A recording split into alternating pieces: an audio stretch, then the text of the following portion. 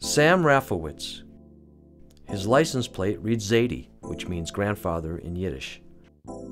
He enjoys breakfast with friends at Moe's Bagels, exercises daily, and can still sew a straight seam on his factory sewing machine.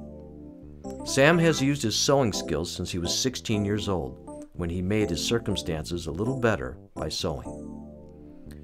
During World War II, Sam sewed a beret to thank a French doctor for secretly tending to a gash in his leg. Both the doctor and Sam were Jewish prisoners in a Nazi concentration camp.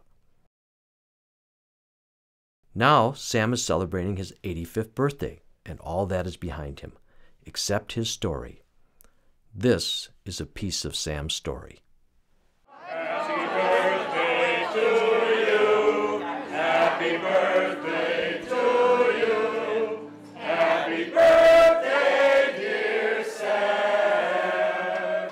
Happy birthday to you.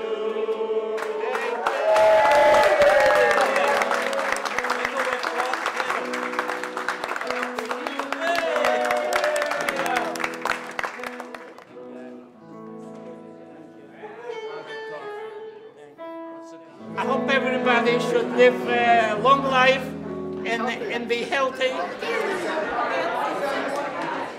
They used to have the bar mitzvah, in fact, at my grandmother's house. They used to get 1 million of people or more, and they used to make a prayer and put on the tefillin on me, and teach me how to say the prayers.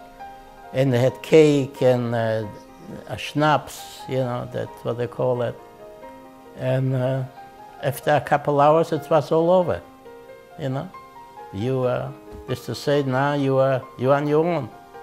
You are men, you know, mazel tov, and you know all the neighbors came, and that was enough for us to enjoy it. I remember that everybody was happy.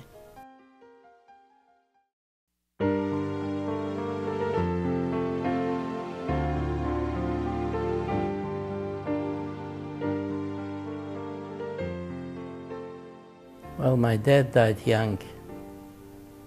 My mother was most a supporter and also an uncle of mine.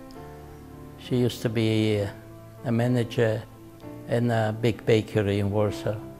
The summers, you know, I used to have a grandmother, which is about 60 miles south of Warsaw.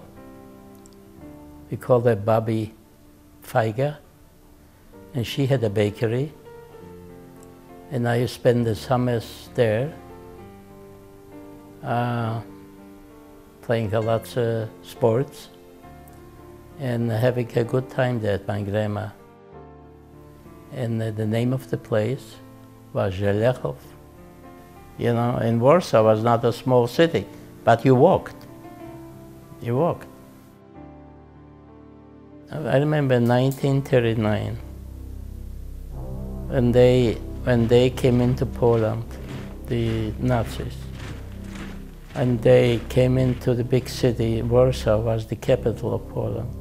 If they've seen Jewish people with beards, they caught them and they cut them up. I've seen it, I watched it. Before World War II, Warsaw's Jewish population was more than 350,000, almost 30% of the city's population. It was the largest Jewish city in Europe. Sam was a young teen. He couldn't imagine how his friends and neighbors and his life would soon change forever. November 1939, German authorities required Warsaw's Jews to wear white armbands with a blue Star of David marking them as Jewish. Jewish schools were closed and Jewish-owned property confiscated.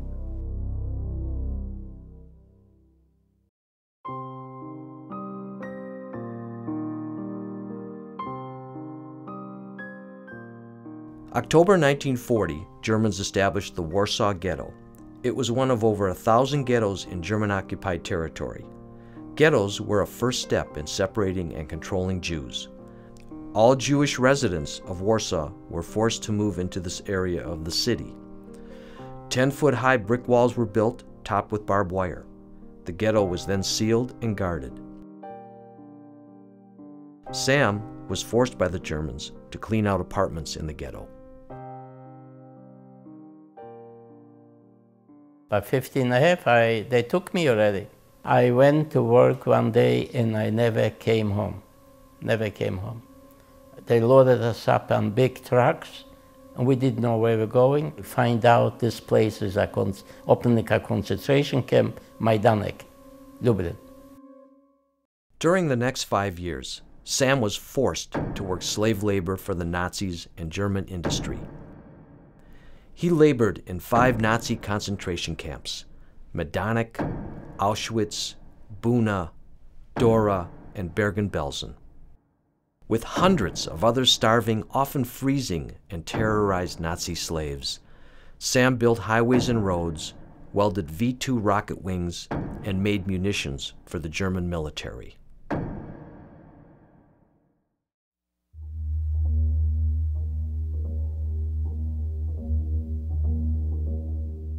In 2010, Sam returned to the concentration camps with his grandchildren, son, and daughter-in-law. As Mia and Adam walked these places with Sam, they learned more about what happened here, more about their Zadie. They drove us in, a bunch of youngsters from the Warsaw ghetto, right here to Majdanek. We came in like late in the evening, and the night of the evening they couldn't take us into the barracks, surrounded by military SS with their helmets, machine guns, and we spent the night right on the field, all night, in light clothing, and it was like this weather. And in the morning, after a while, when they got organized, whatever, they took us in, and they shaved us the heads and everything, put us in the regular prisoners, and that's what started my life for over 20 months, till 1943. While Sam labored in Majdanek, his mother Hava and sister Helen were sealed in the Warsaw Ghetto. Almost 400,000 people were forced into only 1.3 square miles. Overcrowding and food shortages caused starvation, disease, and death. By August 1941, nearly 5,000 people died every month.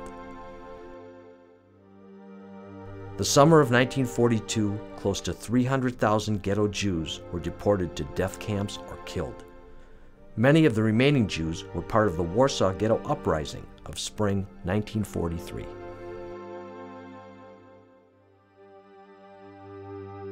So every day in Majdanek was another day of survival. It was bad.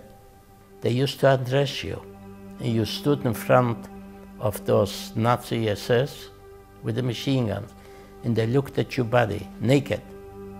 And if you had still a little meat, they saw that they could still have some work out of you, you go to the right. And the people, they didn't, they fell apart. They went to the left, you've never seen them again. We never have seen them again. They went the same day to the crematoriums. In Majdanek, we were working on a very cloudy, rainy day. And there was with us a young kid, he must probably 14 years of age, no more. A really nice, cute little boy chick. When we got in to counting us, one was missing. That little boy, he was chilly and cold, and they started to look around all over, and they found that little boy, cold and shivering, and standing under the roof that he shouldn't get wet. And they accused the little boy that he was trying to escape. One of the leaders from the SS says, "Aufgehangen soll werden." Hang him! They took the little boy and they prepared the hang things, and they put the rope on that little boy's neck. He said in Polish, "Ostatnie chwili mojego życia." This is the last minute of my life, and he spit. Never forget it. He spit that guy who tied the rope right in his face. And they said, let the ropes down, and they hung him. And this is a scene, it's pretty tough to say. One officer said, piss on him. Excuse me for the expression. They all took out and they pissed on him, little boy. But he was singing that already.